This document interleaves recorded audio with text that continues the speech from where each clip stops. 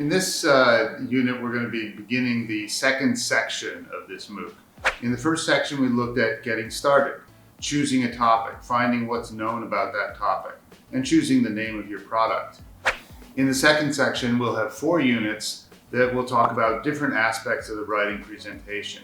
Planning your wiki, principles of writing and how they apply to any sort of writing, and graphics. But before we do that, we need to talk about documenting your work as you go. So in this unit, we'll talk about write as you go, the importance of writing before you forget things, checking as you go, checking for accuracy, for clarity, attribution, giving credit where credit is due, and finally, safety and ethics, ensuring that no one is harmed by your work.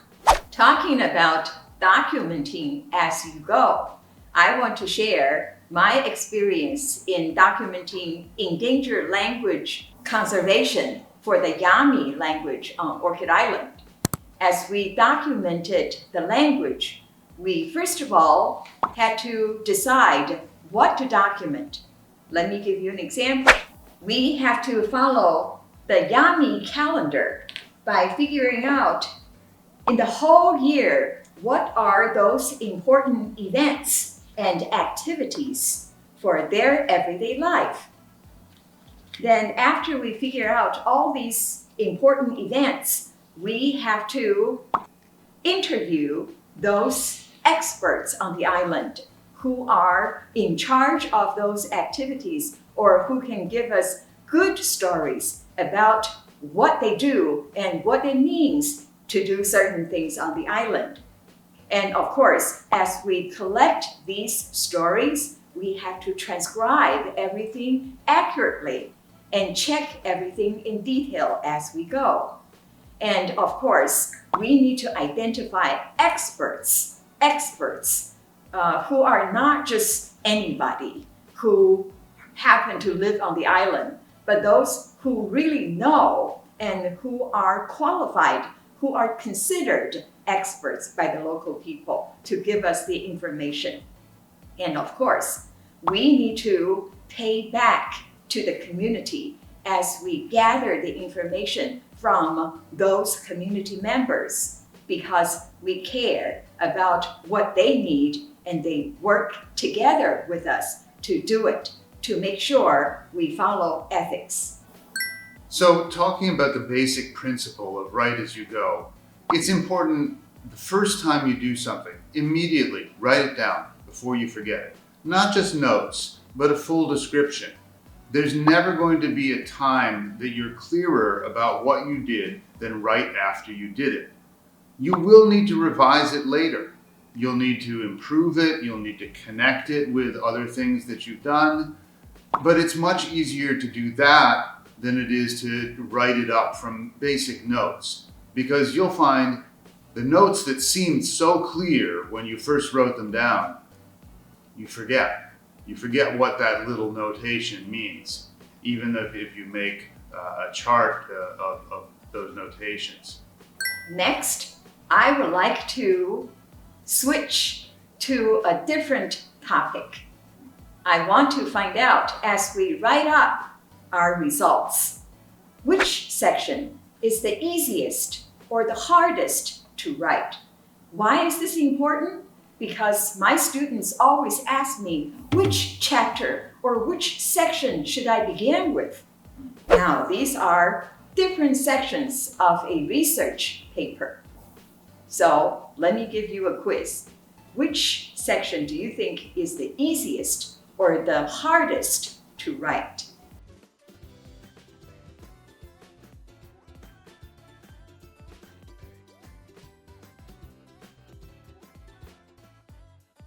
Okay, so when you're writing a research article, there are some parts of that article that describe what you did. The methods division, where you talk about your method, what you did. Your data, as you got it, your results. And then once you're all done, the overall summary, the conclusion. Those are all fairly easy to write. The ones that are more difficult to write are those that involve analysis and interpretation, like discussion. And actually, the introduction that a lot of people think should be the easiest is actually the hardest because you're pulling information from so many different sources and trying to integrate it into your work and point to the need, the gap in the research that indicates the need for your work. Exactly. That's why the easiest section for my students to write is the methods section. They have to write up what they did or what they're going to do step by step. But what's the most difficult to write for my students is always literature review. Right. Because they have to gather so much information and list them according to the right order and have a good argument in order to justify the research gap. The second most difficult section to write is discussion, because after they present all the data, they are exhausted. They have no energy left to explain what these data mean and how to relate the data to their literature review. So in Unit 9, we'll talk more about the literature review, developing arguments, all these principles of writing. But for now, let's think about the order of writing a research article. When I talk to my students about order, I suggest that they write the method or process division first as they do it, and then the data as they get the data, the results, the testing. Write as you go, as you do it. But then after that, go back and do the literature review. Write the introduction.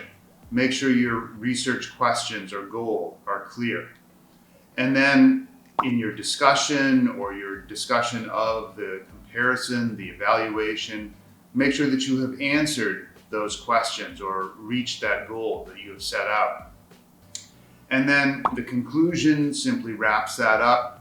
Then after that is when you actually go back and write your final abstract. You may have written a rough idea when you began, but at the end you'll need to go back and make sure that everything that you wrote in the article is in the abstract and nothing else. And then all of the final sections, the references, etc., are at the very end. Now for iGEM, it's a little bit different than a research article.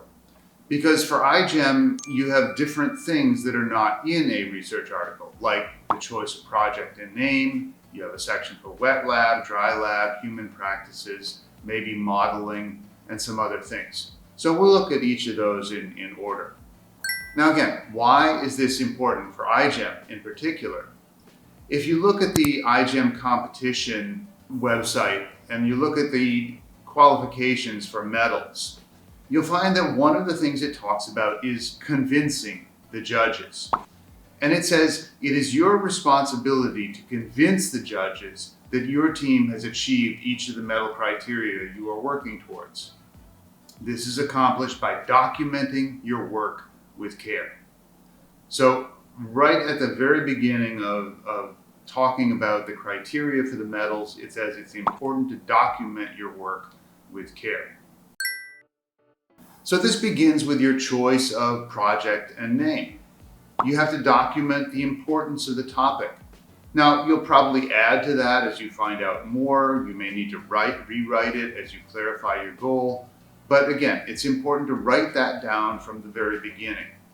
Your choice of a name. What options did you consider? Why did you choose one over the other? What do you hope that will convey to your future audience? These are important for the bronze medal, the project description, and for the silver medal, the proposed implementation. If you look at the criteria for those, you'll see how these fit into that. As we talk about wet lab and dry lab, can you first explain to us what they mean? Because to the general audience, they are metaphors, wet and dry. Okay, sure.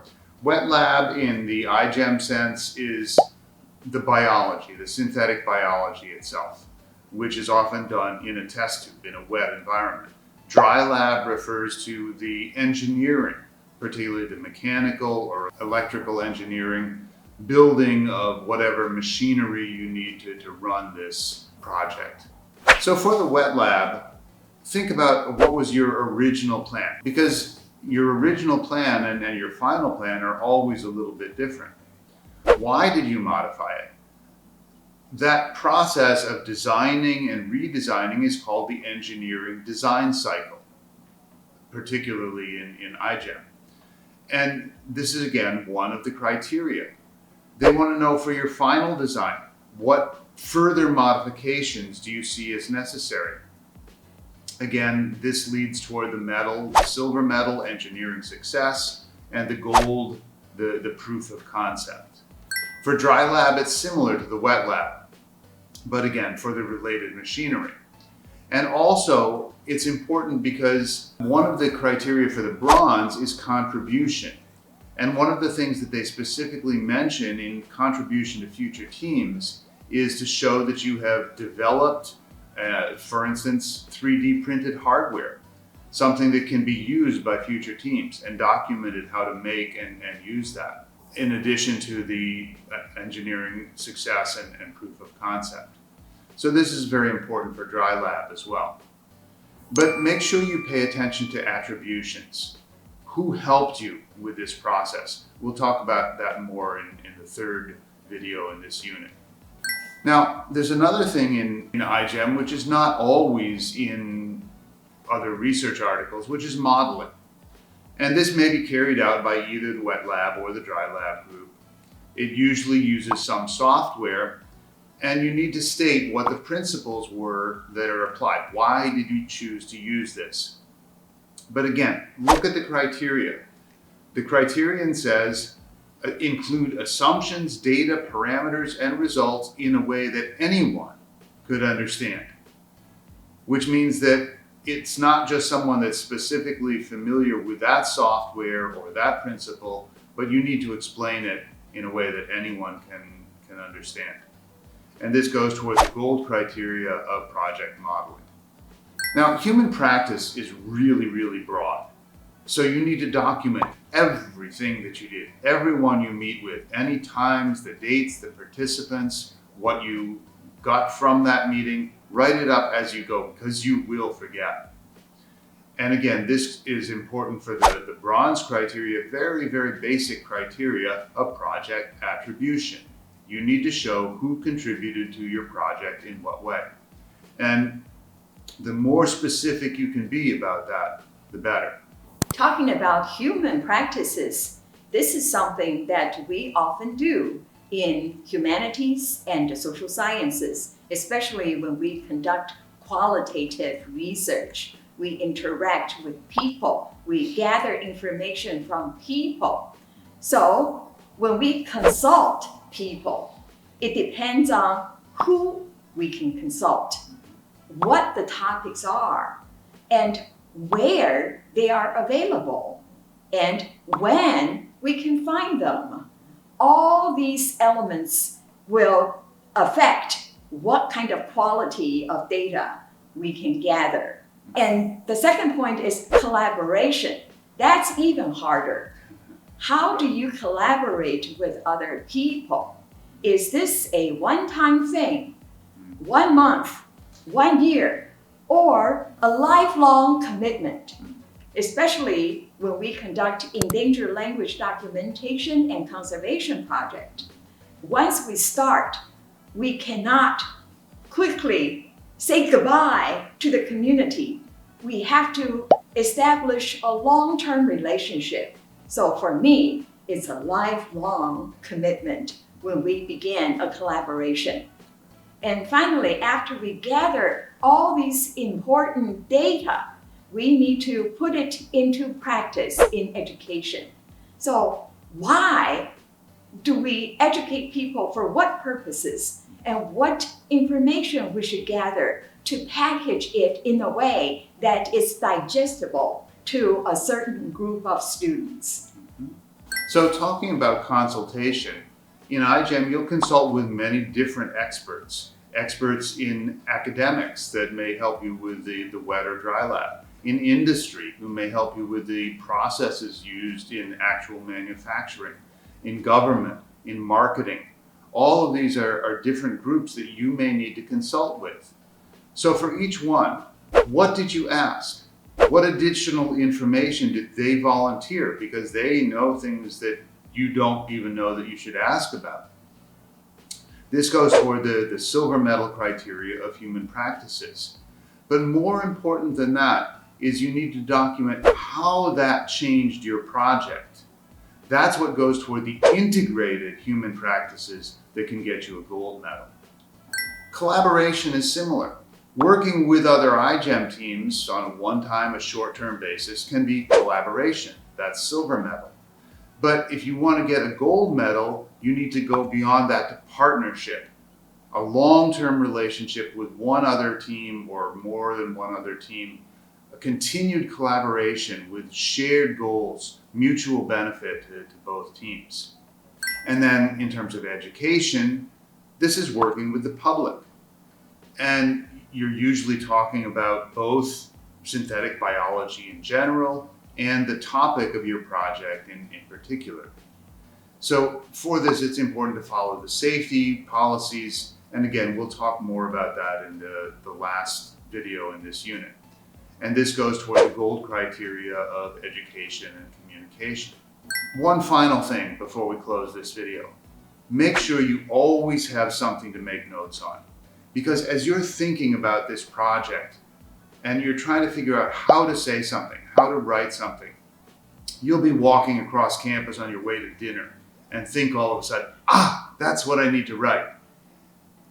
And if you wait until you get back to your computer, you will have forgotten it completely. But these days, everyone has their cell phone with them. Just open whatever app you use for making notes and say, this is what I want to remember, and I will write it down on my computer when I get back to my computer. And then you won't forget it. You'll have it forever. When you're writing something, if you're writing one part and you think of something else, write it down before you forget. That's a very important part of this write as you go idea.